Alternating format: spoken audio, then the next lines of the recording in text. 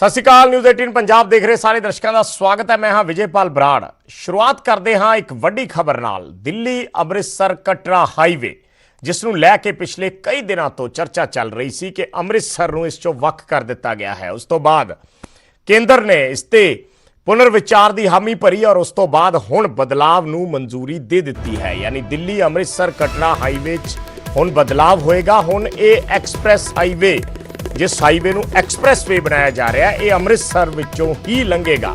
केंद्र सरकार वालों बकायदा इस बदलाव नूं मंजूरी दे दी गई है। 4 घंटिया दे विच दस्सिया जा रहा है कि इस एक्सप्रैस हाईवे के बनन तो बाद 4 घंटिया च दिल्ली तो अमृतसर का सफर तय हो सकेगा। पंजाब के 5 धार्मिक स्थानां नूं भी इस एक्सप्रैस वे दे नाल जोड़िया जाएगा। हालांकि कांग्रेस ते अकाली दल दोनों पार्टियां वालों इस ते केंद्र सरकार का धन्यवाद किया जा रहा, पर नाल दी नाल क्रेडिट वॉर भी शुरू हो गई है। इसनूं लैके दोनों वालों ही ये दावे किए जा रहे हैं कि उन्हां दीयां कोशिशां सदका ये सिरे चढ़िया है। दिल्ली अमृतसर कटरा हाईवे जो अमृतसर चों पहला अमृतसर नूं पासे रखा गया सी, बाद च इसते विवाद होया या इसते आवाज़ उठी अमृतसर नूं इसदे विच शामिल करन दी। फिर केंद्र सरकार ने इसते पहला पुनर्विचार की हामी भरी और हुण उस पुनर्विचार तो बाद बदलाव नूं मंजूरी दे दी है। दिल्ली तो अमृतसर तक का एक्सप्रैस हाईवे और पंजाब के 5 धार्मिक स्थानां नूं भी इस एक्सप्रैस हाईवे दे नाल जोड़न की हामी भरी गई है या जोड़न की गल केंद्र सरकार वालों कही गई है। तो कांग्रेस ते अकाली दल उन्हां वालों ट्वीट के जरिए जिथे धन्यवाद किया जा रहा है केंद्र सरकार का, उत्थे आपो अपनी पिठ भी थापड़ी जा रही है। सो पंजाब के लिए एक जरूर चंगी खबर है, खास करके अमृतसर जिहड़े श्रद्धालु जाते हैं उन्होंने लिए ये सफर ये रस्ता होर आसान हो जाएगा। ਜਿਹੜੀ ਅਸੀਂ 2016 ਚ ਸਾਡੀ ਪਾਰਟੀ ਨੇ ਇੱਕ ਮੰਗ ਰੱਖੀ ਸੀ ਕਿ ਦਿੱਲੀ ਤੋਂ ਲੈ ਕੇ ਅੰਮ੍ਰਿਤਸਰ ਇਹ 8 ਘੰਟੇ ਦੇ ਰਸਤੇ ਨੂੰ ਘੱਟ ਕਰਨ ਵਾਸਤੇ ਇੱਕ ਡਾਇਰੈਕਟ ਸੜਕ ਕੱਟੀ ਜਾਏ। ਅੱਜ ਉਹਦੀ ਵੀ ਉਹਨਾਂ ਨੇ ਸਵੀਕ੍ਰਿਤੀ ਦਿੱਲੀ ਤੋਂ ਲੈ ਕੇ ਅੰਮ੍ਰਿਤਸਰ ਤੋਂ ਲੈ ਕੇ ਜੰਮੂ ਕਟਰਾ ਤਾਈਂ ਜਿਹੜੀ ਸੜਕ ਉਹਨਾਂ ਨੇ ਮਨਜ਼ੂਰ ਕੀਤੀ ਹੈ, ਜਿਹੜੀ ਦਿੱਲੀ 에ਅਰਪੋਰਟ ਤੋਂ ਅੰਮ੍ਰਿਤਸਰ ਨੂੰ ਹੁਣ 4 ਘੰਟਿਆਂ ਵਿੱਚ ਇਹ ਸਫ਼ਰ ਪੂਰਾ ਹੋਗਾ।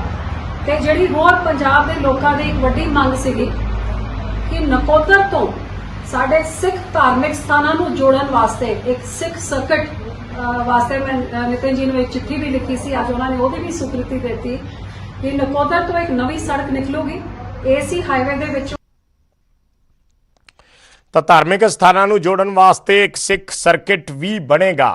साढ़े सहयोगी पंकज कपाही बने हुए ने।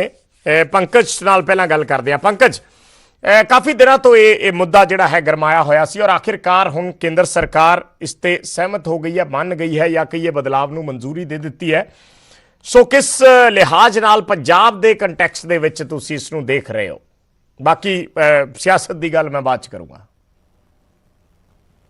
विजयपाल सिर्फ पंजाब ही नहीं बल्कि ਜਿਹੜੇ ਦਿੱਲੀ 'ਚ ਵੀ ਸਿੱਖ ਸ਼ਰਧਾਲੂ ਨੇ ਜਾਂ ਹਿੰਦੂ ਸ਼ਰਧਾਲੂ ਨੇ ਜੋ ਵੈਸ਼ਨੋ ਦੇਵੀ ਜਾਣਾ ਚਾਹੁੰਦੇ ਨੇ, ਜੋ ਦਰਬਾਰ ਸਾਹਿਬ ਜਾਣਾ ਚਾਹੁੰਦੇ ਨੇ, ਜੋ ਸੁਲਤਾਨਪੁਰ ਲੋਧੀ ਜਾਣਾ ਚਾਹੁੰਦੇ ਨੇ ਜਾਂ ਖਡੂਰ ਸਾਹਿਬ ਦਰਸ਼ਨਾਂ ਦੇ ਲਈ ਜਾਣਾ ਚਾਹੁੰਦੇ ਨੇ, ਉਹਨਾਂ ਦੇ ਲਈ ਇੱਕ ਫਾਇਦੇਮੰਦ ਇਹ ਜਿਹੜਾ ਵਾ ਐਕਸਪ੍ਰੈਸਵੇ ਸਾਬਤ ਹੋਏਗਾ। ਕਿਉਂਕਿ ਇਸ ਵੇਲੇ ਦਿੱਲੀ ਤੋਂ ਅਗਰ ਅੰਮ੍ਰਿਤਸਰ ਜਾਣਾ ਹੋਵੇ ਤਾਂ 8 ਘੰਟੇ ਲੱਗਦੇ ਨੇ ਔਰ ਇਹ ਐਕਸਪ੍ਰੈਸਵੇ ਲੰਬੇ ਵੇਲੇ ਤੋਂ ਮੰਗ ਕੀਤੀ ਜਾ ਰਹੀ ਸੀਗੀ। ਹਾਲਾਂਕਿ ਇਸ ਵਿੱਚ ਕੁਝ ਤਬਦੀਲੀਆਂ ਕੀਤੀਆਂ ਗਈਆਂ। ਇਸ ਵਿੱਚ ਪਹਿਲਾਂ ਇਹ ਕਿਹਾ ਜਾ ਰਿਹਾ ਸੀਗਾ ਕਿ ਅੰਮ੍ਰਿਤਸਰ ਦੇ ਨਾਲ ਜੁੜੇਗਾ ਜਾਂ ਨਹੀਂ ਜੁੜੇਗਾ, ਕਿਸ ਤਰੀਕੇ ਦੇ ਨਾਲ ਰਹੇਗਾ ਔਰ ਅੰਮ੍ਰਿਤਸਰ ਤੋਂ ਕਰਤਾਰਪੁਰ ਸਾਹਿਬ ਔਰ ਅੰਮ੍ਰਿਤਸਰ ਤੋਂ ਸੁਲਤਾਨਪੁਰ ਪਾਸੇ ਜਾਏਗਾ ਜਾਂ ਨਹੀਂ ਜਾਏਗਾ। ਲੇਕਿਨ ਪੰਜਾਬ ਦੀਆਂ ਸਾਰੀ ਸਿਆਸੀ ਪਾਰਟੀਆਂ ਇਕਜੁੱਟ ਹੋਈਆਂ ਨੇ ਇਸ ਮਸਲੇ ਦੇ ਉੱਤੇ। ਪੰਜਾਬ ਦੀ ਸਾਰੀ ਸਿਆਸੀ ਪਾਰਟੀਆਂ ਨੇ ਇਹ ਮਸਲਾ, ਚਾਹੇ ਗੁਰਜੀਤ ਔਜਲਾ ਹੋਰੀ ਹੋਣ, ਚਾਹੇ ਹਰਸਿਮਰਤ ਕੌਰ ਬਾਦਲ ਹੋਣ ਜਾਂ ਪੰਜਾਬ ਦੇ ਮੁੱਖ ਮੰਤਰੀ ਕੈਪਟਨ ਅਮਰਿੰਦਰ ਸਿੰਘ ਹੋਣ ਜਾਂ ਫਿਰ ਬੀਜੇਪੀ ਦੇ ਸ਼ਵੇਤ ਮਲਿਕ, ਤਰੁਣ ਚੁਗ, ਇਹਨਾਂ ਸਾਰਿਆਂ ਨੇ ਲਗਾਤਾਰ ਮੰਗ ਕੀਤੀ ਸੀਗੀ ਕੇਂਦਰੀ ਮੰਤਰੀ ਨਿਤਿਨ ਗਡਕਰੀ ਦੇ ਸਾਹਮਣੇ। ਔਰ ਅੱਜ ਇੱਕ ਮੈਰਾਥਨ ਬੈਠਕ ਚੱਲੀ, ਅੱਜ ਵੀਡੀਓ ਕਾਨਫਰੰਸਿੰਗ ਦੇ ਜ਼ਰੀਏ ਬੈਠਕ ਚੱਲੀ ਜਿਸ ਵਿੱਚ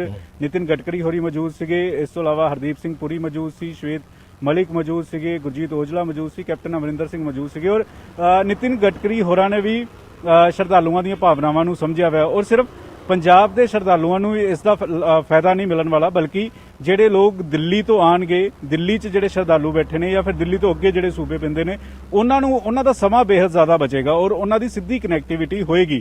ਔਰ ਵੱਡੀ ਗੱਲ ਇਹ ਵੀ ਹੈ ਕਿ ਪਿਛਲੇ ਦਿਨਾਂ 'ਚ ਜਿਹੜਾ ਕਰਤਾਰਪੁਰ ਸਾਹਿਬ ਖੁੱਲਿਆ ਸੀਗਾ ਔਰ ਕਰਤਾਰਪੁਰ ਸਾਹਿਬ ਅੰਮ੍ਰਿਤਸਰ ਤੋਂ ਇੱਕ ਬਕਾਇਦਾ ਤੌਰ ਤੇ ਹੋਰ ਜ਼ਿਆਦਾ ਨਜ਼ਦੀਕ ਜਿਹੜਾ ਇਹ ਇਹ ਜੁੜੇਗਾ ਔਰ ਅੰਮ੍ਰਿਤਸਰ ਤੋਂ ਜਦੋਂ ਕਟਰਾ ਸਾਹਿਬ ਵੀ ਜਾਣਾ ਹੈ ਤਾਂ ਉੱਥੇ ਵੀ ਸਿੱਧਾ ਫਾਇਦਾ ਜਿਹੜਾ ਵਾ ਉਹ ਸ਼ਰਧਾਲੂਆਂ ਨੂੰ ਵਿਜੇਪਾਲ ਮਿਲੇਗਾ ਜੀ।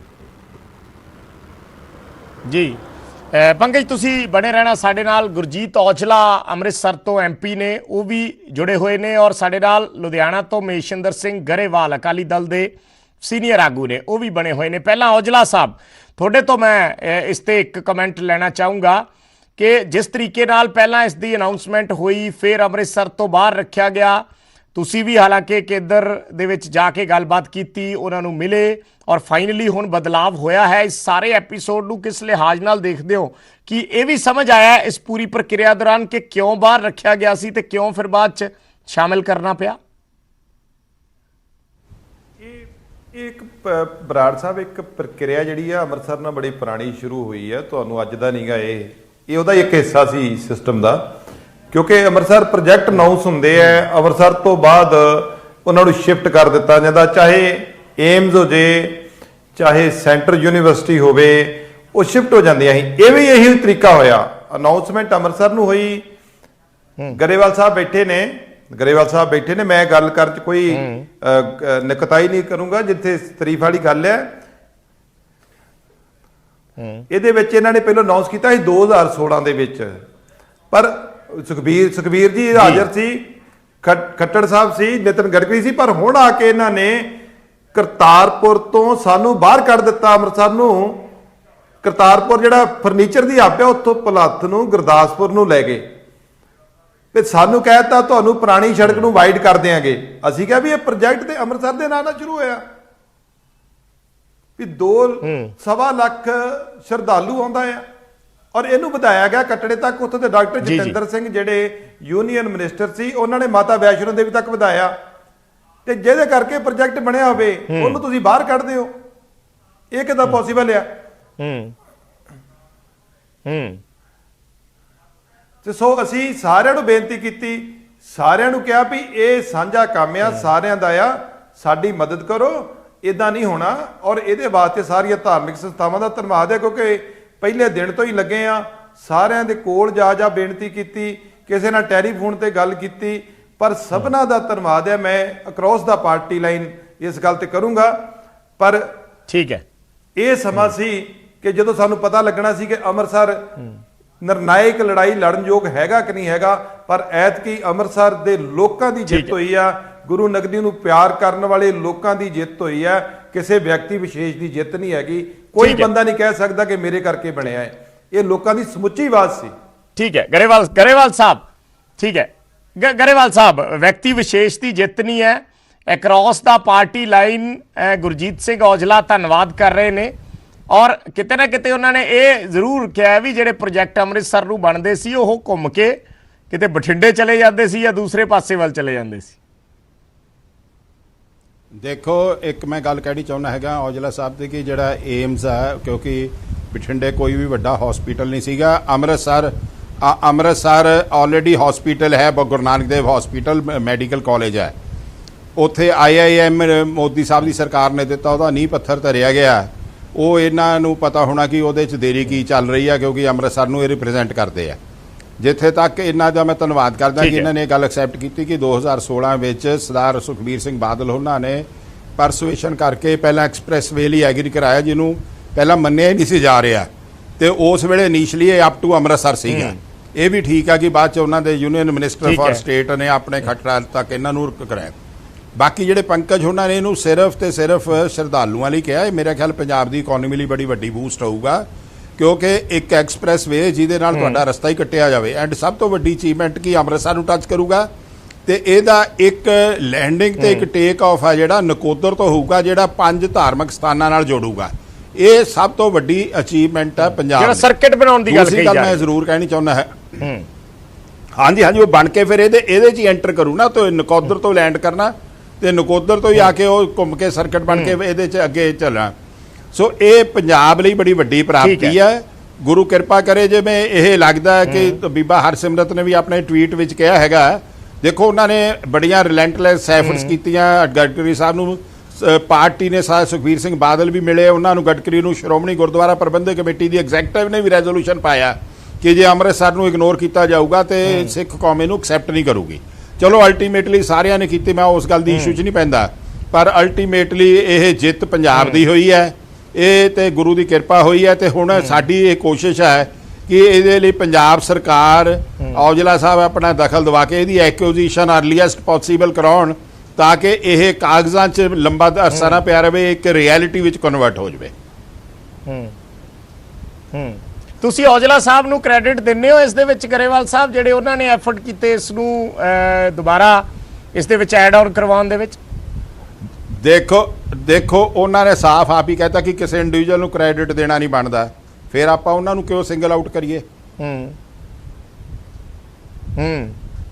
ਔਜਲਾ ਸਾਹਿਬ, ਉਹ ਤਾਂ ਆਪ ਹੀ ਉਹਨਾਂ ਨੇ, ਔਜਲਾ ਸਾਹਿਬ ਨੇ ਕਿਹਾ ਕਿ ਬਿਲਕੁਲ। ਚਲੋ ਮੈਂ ਉਹਨਾਂ ਤੋਂ ਇੱਕ ਪੁੱਛ ਲੈਣਾ।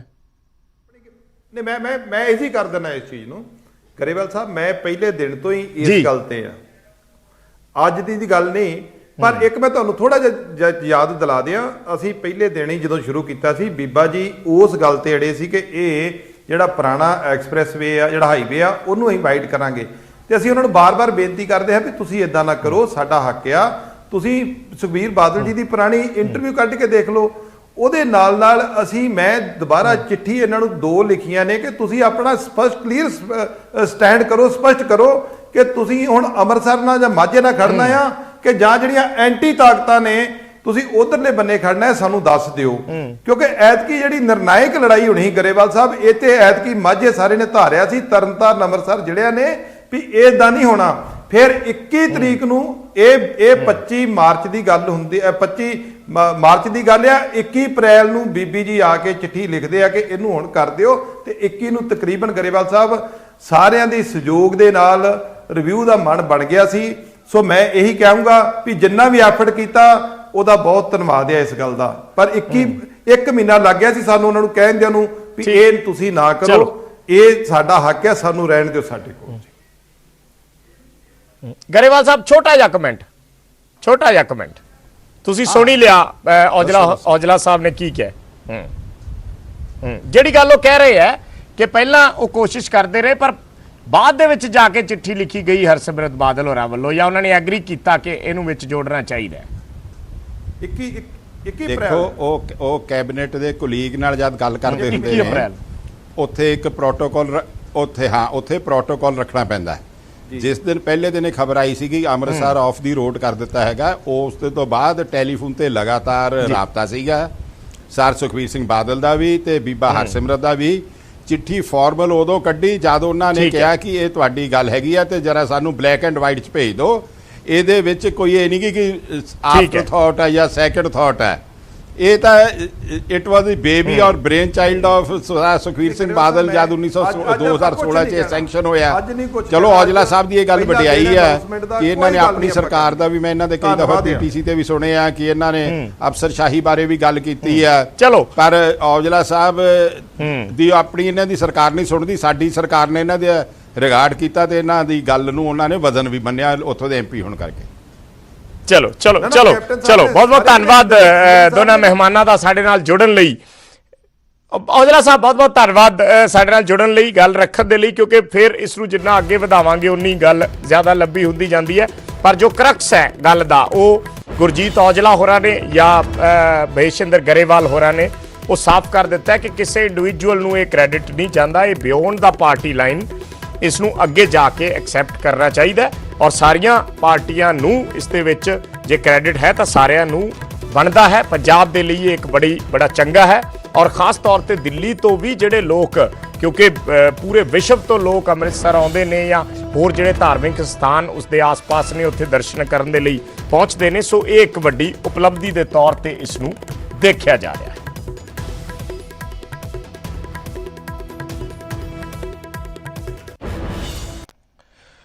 ਤੇ ਅਗਲੀ ਖਬਰ ਦਾ ਰੁਖ ਕਰਦੇ ਹਾਂ, ਜ਼ਿਕਰ ਕਰਦੇ ਹਾਂ ਪ੍ਰਤਾਪ ਸਿੰਘ ਬਾਜਵਾ ਦਾ। ਪ੍ਰਤਾਪ ਸਿੰਘ ਬਾਜਵਾ ਜਿਹੜੇ ਅਕਸਰ ਆਪਣੀ ਹੀ ਸਰਕਾਰ ਤੇ ਨਿਸ਼ਾਨੇ ਲਾਉਣ ਦੇ ਲਈ ਜਾਣੇ ਜਾਂਦੇ ਨੇ, ਖਾਸ ਤੌਰ ਤੇ ਜਦੋਂ ਕੈਪਟਨ ਅਮਰਿੰਦਰ ਸਿੰਘ ਦੇ ਨਾਲ ਸੰਬੰਧਿਤ ਕੋਈ ਵੀ ਇਸ਼ੂ ਹੋਵੇ। ਹੁਣ ਪ੍ਰਤਾਪ ਸਿੰਘ ਬਾਜਵਾ ਨੇ ਸਿੱਧੇ ਕੈਪਟਨ ਅਮਰਿੰਦਰ ਸਿੰਘ ਨੂੰ ਇੱਕ ਚੇਤਾਵਨੀ ਦਿੱਤੀ ਹੈ। ਗੰਨਾ ਕਿਸਾਨਾਂ ਦੇ ਜਿਹੜੇ ਬਕਾਏ ਨੇ ਉਸ ਨੂੰ ਜਲਦ ਤੋਂ ਜਲਦ ਜਾਰੀ ਕਰਨ ਬਾਰੇ ਉਹਨਾਂ ਕਿਹਾ ਹੈ ਕਿ ਕੈਪਟਨ ਅਮਰਿੰਦਰ ਸਿੰਘ ਜਲਦ ਤੋਂ ਜਲਦ ਗੰਨਾ ਕਿਸਾਨਾਂ ਦਾ ਬਕਾਇਆ ਦੇਣ, ਨਹੀਂ ਤਾਂ ਉਹਨਾਂ ਦੀ ਕੋਠੀ ਦੇ ਬਾਹਰ ਮੈਂ ਧਰਨਾ ਲਾਵਾਂਗਾ। ਇਹ ਪ੍ਰਤਾਪ ਸਿੰਘ ਬਾਜਵਾ ਨੇ ਇੱਕ ਚਿੱਠੀ ਲਿਖੀ ਹੈ ਮੁੱਖ ਮੰਤਰੀ ਨੂੰ, ਔਰ ਇਸ ਬਿਆਨ ਦੇ ਵਿੱਚ ਜਾਂ ਕਹੀਏ ਇਸ ਕਦਮ ਦੇ ਵਿੱਚ 3 ਵਿਧਾਇਕਾਂ ਦਾ ਸਾਥ ਵੀ ਪ੍ਰਤਾਪ ਬਾਜਵਾ ਨੂੰ ਮਿਲਿਆ ਹੈ। ਇੱਕ ਉਹਨਾਂ ਦੇ ਛੋਟੇ ਭਰਾ ਫਤਿਹ ਜੰਗ ਸਿੰਘ ਬਾਜਵਾ, ਦੂਸਰੇ ਜੋਗਿੰਦਰ ਪਾਲ ਤੇ ਤੀਸਰੇ ਬਲਵਿੰਦਰ ਲਾਡੀ।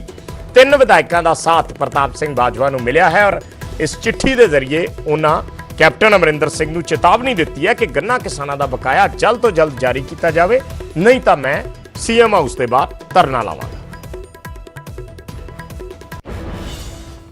ਕਾਂਗਰਸ ਦੇ ਰਾਜ ਸਭਾ ਮੈਂਬਰ ਪ੍ਰਤਾਪ ਸਿੰਘ ਬਾਜਵਾ ਇੱਕ ਵਾਰੀ ਫਿਰ ਇੱਕ ਚਿੱਠੀ ਉਹਨਾਂ ਨੇ ਪੰਜਾਬ ਦੇ ਮੁੱਖ ਮੰਤਰੀ ਕੈਪਟਨ ਅਮਰਿੰਦਰ ਸਿੰਘ ਨੂੰ ਲਿਖੀ ਹੈ। ਗਵਰਨਮੈਂਟ ਆਫ ਪੰਜਾਬ ਨੇ ਬੜੀ ਦੇਰ ਤੋਂ ਇੱਕ ਸਿਸਟਮੈਟਿਕ ਕਿਸਾਨਾਂ ਨੂੰ ਇਹ ਬੇਨਤੀ ਕੀਤੀ ਕਿ ਜਾਂ ਤੇ ਕੁਝ ਕਿਸਾਨ ਜਿਸ ਤਰ੍ਹਾਂ ਮਾਲਵੇ ਦੇ ਨੇ ਇਹ ਨਰਮੇ ਵੱਲ ਚਲੇ ਜਾਓ, ਜ਼ਮੀਨਾਂ ਨਰਮੇ ਤੇ ਲੈ ਜਾਓ, ਝੋਨਾ ਨਾ ਵੱਲੋ। ਸਾਡੇ ਜਿਹੜੇ ਦੁਆਬੇ ਤੇ ਮਾਝੇ ਦੇ ਲੋਕ ਨੇ, ਗੁਰਦਾਸਪੁਰ, ਹੁਸ਼ਿਆਰਪੁਰ, ਇੱਧਰ ਕਿਹਾ ਬਾਗਬਾਨੀ ਥੱਲੇ ਲੈ ਜਾਓ ਜ਼ਮੀਨਾਂ ਨੂੰ, ਜਾਂ ਸਾਡੇ ਵਾਲੀ ਬੈਲਟ ਜਿਹੜੀ ਉਧਰ ਕਿਹਾ ਕਿ ਤੁਸੀਂ ਗੰਨੇ ਥੱਲੇ ਲੈ ਆਓ, ਕਿਉਂਕਿ ਇਹ ਜ਼ਮੀਨ ਗੰਨੇ ਨੂੰ ਬਹੁਤ ਮੰਨਦੀ। ਦੁਆਬੇ ਦਾ ਏਰੀਆ ਅੱਗੇ ਆਲੂਆਂ ਥੱਲੇ ਹੈ। ਤੋ ਇਸ ਗੱਲ ਕਾਰਨ ਮੈਂ ਪੁੱਛਣਾ ਚਾਹੁੰਦਾ ਕਿ ਜੋ ਗਵਰਨਮੈਂਟ ਆਫ ਪੰਜਾਬ ਦੀ ਪ੍ਰੇਰਣਾ ਦੇ ਨਾਲ, ਕੈਪਟਨ ਸਾਹਿਬ ਦੀ ਪ੍ਰੇਰਣਾ ਸਦਕਾ, ਬੇਨਤੀ ਸਦਕਾ ਲੋਕਾਂ ਨੇ ਝੋਨਾ ਤੇ ਕਣਕ ਦੀ ਰਵਾਇਤੀ ਫਸਲਾਂ ਛੱਡ ਕੇ ਕੈਸ਼ ਕ੍ਰੌਪਸ ਜਿਨ੍ਹਾਂ ਦੀ ਪੇਮੈਂਟ 48 ਘੰਟਿਆਂ 'ਚ ਹੁੰਦੀ ਸੀ, ਮੈਂ ਤੁਹਾਨੂੰ ਦੱਸਣਾ ਚਾਹੁੰਦਾ ਬਹੁਤ ਸਾਰੇ ਕਿਸਾਨ ਤੇ ਜਾਣਦੇ ਨੇ, ਆਮ ਪੰਜਾਬੀ ਸ਼ਾਇਦ ਇਸ ਗੱਲ ਦਾ ਵਾਕਿਫ ਨਾ ਹੋਏ ਕਿ ਜਿਹੜਾ ਗੰਨੇ ਦੀ ਫਸਲ ਹੈ ਸਾਲ 'ਚ ਇੱਕ ਹੁੰਦੀ, ਇਹਦੇ ਤੇ ਖਰਚਾ ਵੀ ਮੋਟਾ ਲੱਗਦਾ। 15-20 ਹਜ਼ਾਰ ਰੁਪਇਆ ਫੀ ਏਕੜ ਖਰਚਾ ਹੈ, ਕਿਉਂਕਿ ਸਾਰਿਆਂ ਨੂੰ ਪਹਿਲੇ ਗੰਨੇ ਦਾ ਬੀਜ ਦਾ ਇਸਤੇਮਾਲ ਕਰਨਾ, ਫਿਰ ਗੁਡਾਈ ਕਰਨੀ, ਇਹਦੇ 2-3 ਗੁਡਾਈਆਂ ਚੱਲਦੀਆਂ, ਉਸ ਤੋਂ ਬਾਅਦ ਇਹਦੇ 'ਚ ਖਾਦਾਂ ਪੈਣੀਆਂ, ਫਿਰ ਇਹਦੇ ਵਿੱਚ ਕੀੜੇਵਾਰ ਦਵਾਈ ਪੈਣੀ, ਫਿਰ ਕਮਾਦ ਦਾ ਬੰਨਣਾ, ਫਿਰ ਕਮਾਦ ਦਾ ਕੱਟਣਾ, ਫਿਰ ਕਮਾਦ ਨੂੰ ਚੜਾ ਕੇ ਟਰਾਲੀਆਂ ਦੇ ਵਿੱਚ ਮਿੱਲਾਂ ਵਿੱਚ ਲੈ ਕੇ ਜਾਣਾ। ਇਹ ਸਾਰੇ ਕੰਮ ਵਾਸਤੇ 20,000 ਰੁਪਇਆ ਲੱਗਦਾ। 2-2 ਸਾਲ ਪੇਮੈਂਟ ਕਿਸਾਨਾਂ ਦੀ ਨਹੀਂ ਕੀਤੀ। ਅਸੀਂ ਮੋਦੀ ਸਾਹਿਬ ਨੂੰ ਤਾਂ ਕਹਿੰਦੇ ਆ ਕਿ 48 ਘੰਟਿਆਂ 'ਚ ਪੇਮੈਂਟ ਕਰੋ ਜੀ ਝੋਨੇ ਤੇ ਕਣਕ ਦੀ, ਤੇ ਆ ਵੀ ਜਾਂਦੀ ਹੈ, ਤੇ ਉਹਦੀ ਅਸੀਂ ਸਰਾਹਨਾ ਵੀ ਲੈਂਦੇ ਆ। ਕਿਸਾਨਾਂ ਕੋ ਕਹਿੰਦੇ ਆ ਕਿ ਵੇਖੋ ਤੁਹਾਡੀ ਫਸਲ 48 ਘੰਟਿਆਂ ਚੁੱਕੀ, 48 ਘੰਟਿਆਂ ਤੁਹਾਨੂੰ ਪੇਮੈਂਟ ਕੀਤੀ। ਕੀ ਅਸੀਂ ਇਹ ਜਿਹੜੇ ਛੋਟੇ ਕਿਸਾਨ ਨੇ ਇਹਨਾਂ ਨੂੰ ਸਜ਼ਾ ਦੇਣਾ ਚਾਹੁੰਦੇ ਕਿ ਗਵਰਨਮੈਂਟ ਦੇ ਕਹਿਣੇ 'ਚ ਲੱਗੇ ਨੇ? ਡਿਵਰਸਿਫਿਕੇਸ਼ਨ ਜਿਹੜਾ ਗਵਰਨਮੈਂਟ ਦਾ ਪਲਾਨ ਹੈ, ਜਿਹੜੇ ਚੀਫ ਮਿਨਿਸਟਰ ਰੋਜ਼ ਬੇਨਤੀ ਕਰਦਾ ਹੈ ਕਿ ਉਹਨਾਂ ਨੂੰ ਅਸੀਂ ਸਜ਼ਾ ਦੇਣਾ ਚਾਹੁੰਦੇ ਆ, ਤੇ ਕੌਣ ਬੰਦੇ ਸਜ਼ਾ ਦੇ ਰਹੇ ਨੇ? ਉਹ ਸਾਰੇ ਜਿਹੜੇ ਕਰੋੜਾਂਪਤੀ ਨਹੀਂ, ਅਰਬਾਂਪਤੀ ਨੇ। ਨਪਿੰਦਰ ਸਿੰਘ ਬਰਾ, ਨਿਊਜ਼ 18 ਚੰਡੀਗੜ੍ਹ।